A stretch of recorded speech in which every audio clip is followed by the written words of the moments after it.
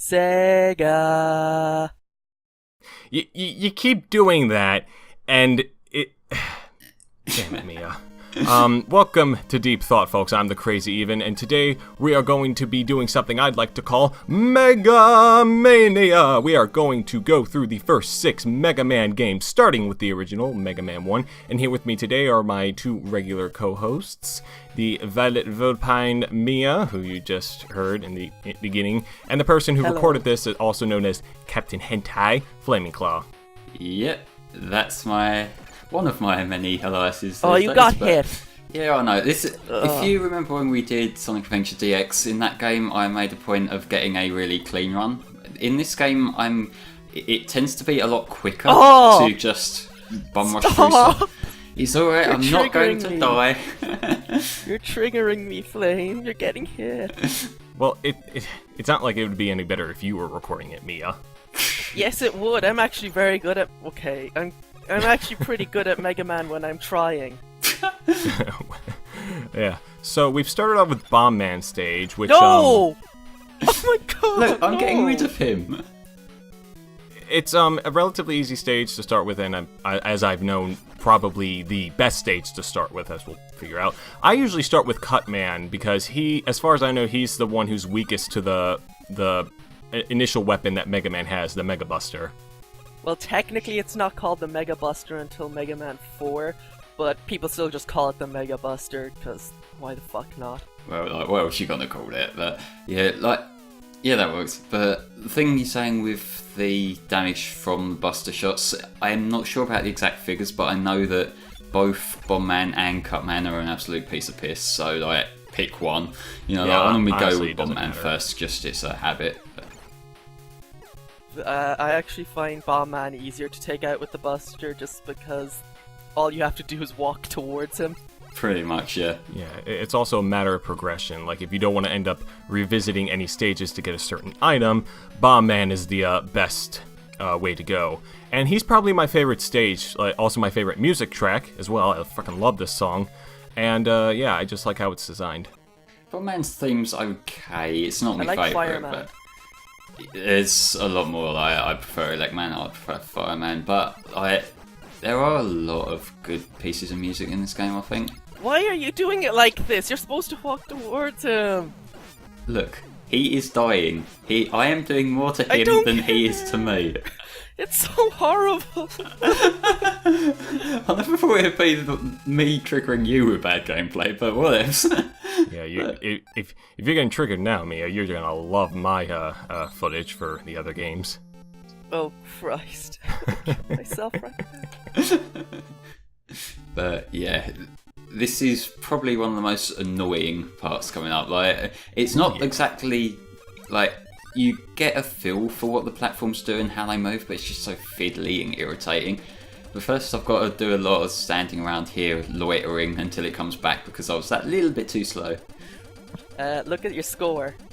Yes. Speaking of score, this is the only Mega Man game to actually have a score, and it doesn't do anything, it's just kind of there.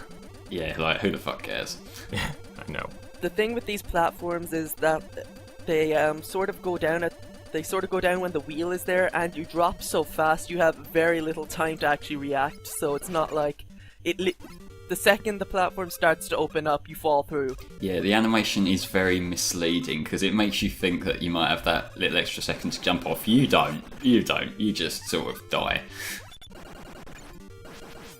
Why did you run into him? Because it's quicker than faffing around, look. Yeah, exactly. Invincibility frames, they are so useful in Mega Man. Besides, those enemies suck, they're annoying. They're basically Hammer Brothers, let's be frank. Well, they're Hammer Brothers, but they're not difficult, they're just kind of there. Yeah, but they got a similar pattern, that's what I'm getting at. But, my strategy with pretty much everything in this Mega Man is take a hit, then dash through. It's just so much quicker than actually playing the game, Especially those pogo stick enemies, just go past them, they're not worth it. Yeah, I can never quite figure out that jump. It's more to the point that I've never actually tried. There really is no pattern, I don't think. It's sometimes they jump super high, sometimes they don't. Oh, right. You just gotta get lucky, I think. Yeah. But yeah, this guy's weak to bomb. Like, again, like, I'm doing more to him than he is to me, so, you know. Yeah, and this is probably the only time we're going to be using the bomb, or as it's actually called. Let me The just... hyper bomb. Yes, there. Thank you, Mia. You see, I do know my Mega Man. Yeah, the hyper bomb is, like, not really useful in any other situation besides this It's not one. useful in the levels, yeah. Well, it's too slow to be like a stand-in buster or anything, and it's There are some enemies that are technically weak to it. I can't remember which exactly. If you look in the enemies list of the anniversary, or not the anniversary collection, the legacy collection that was released, and is probably the best way to get all the games now, I'd say. Basically, it shows that there's, I just remember there being some annoying enemy that was weak to it, and it's not the, I know it's not the bouncy enemies, because they're weak to the guts block.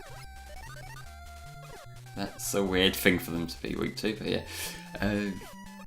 You know, you're saying that about the Legacy Collection, I'm still kind of proper butthurt that it is only the NES games, and that seems a bit kind of lazy to me. Yeah, it is, but it's still, like, it's not like they're badly emulated. They run really, really well, and I think the problem is they're too well emulated to the point where they still have the, like, sprite flicker and stuff. oh well, yeah, of course. It'd be cool if they had an option to, you know, have it running smoothly, yeah.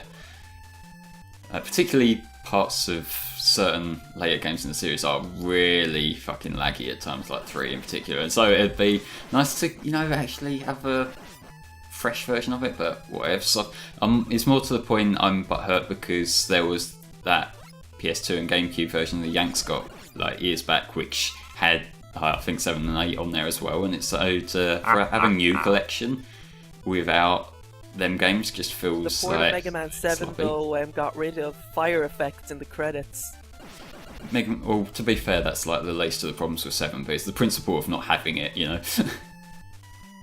So Mega Man, up until like a month or two ago, I hadn't played any of the Mega Man games besides this one. This is the one that has the most nostalgic attachment to. My brother played it a lot on the Virtual Console, and I played a little bit of it. I kind of liked it, but now that I've been playing these Mega Man games, in comparison to the other ones, Flame and I were talking about this the other day, the game looks kind of bare bones.